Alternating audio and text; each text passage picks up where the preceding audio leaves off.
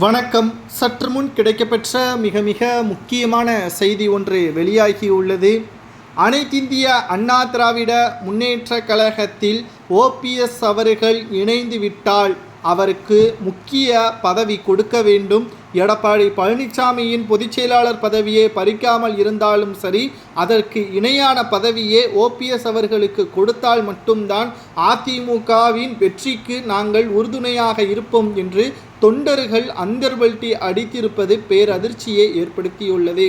அதாவது தமிழகத்தில் மிக பெரிய ஒரு கட்சியாக அதிமுக இருக்கிறது. கிட்டத்தட்ட 2.5 கோடி தொண்டர்கள் கொண்ட அதிமுக தற்பொழுது பெரும்பான்மையான ஆதரவாளர்கள் OPSற்குத்தான் கொடுத்துள்ளார்கள். அந்த அடிப்படையில் மக்களவை தேர்தலின் இறுதி முடிவை நாம் பார்க்கும் பொழுது எடப்பாடி பழனிசாமி அவர்களது தலையில் விழுந்த மிகப்பெரிய ஒரு இடியாகத்தான் நாம் பார்த்தோம். அதே மாதிரி வருகின்ற சட்டப்பேரவை தேர்தலிலும் இந்த நிலைமை எடப்பாடி பழனிசாமி அவர்களுக்கு வந்துவிடக்கூடாது. அதை முழுமையாக தவிர்க்க வேண்டும் என்றால் OPS அவர்களுக்கு ஆதரவை கொடுத்தால் மட்டும்தான் சாத்தியமாகும்.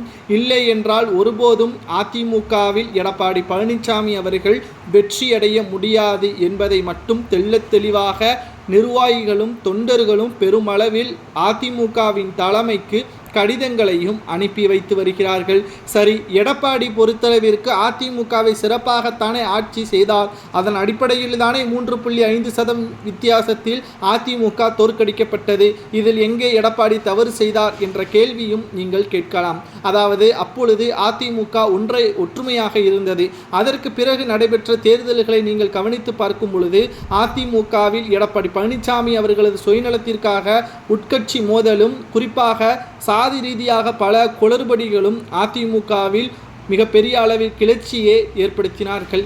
மேலும் தன்னுடைய மாவட்டமாக இருக்கக்கூடிய ஒவ்வொரு மாவட்ட செயலாளர்களும் தங்களுடைய கோட்டையாகவே அதை கருதினார்கள். மதுரையை பொறுத்தளவிற்கு செல்லூர் ராஜு, திண்டுக்கலை பொறுத்தளவிற்கு திண்டுக்கல் சீனிவாசன், அதேபோல்தான் தங்கமணி, வேலுமணி, செங்கோட்டையன் இவர்களும் தங்களது மாவட்டங்களை யாருக்கும் பகிர்ந்து கொடுக்காமல் கிட்டத்தட்ட அதிமுகவின் மாவட்ட செயலாளர்களை அதிகப்படுத்தும் நோக்கத்துடன் எடப்பாடி செயல்பட முன்வந்த பொழுது இவர்கள் அதற்கு எதிர்ப்புகளையும் தெரிவித்தார்கள்.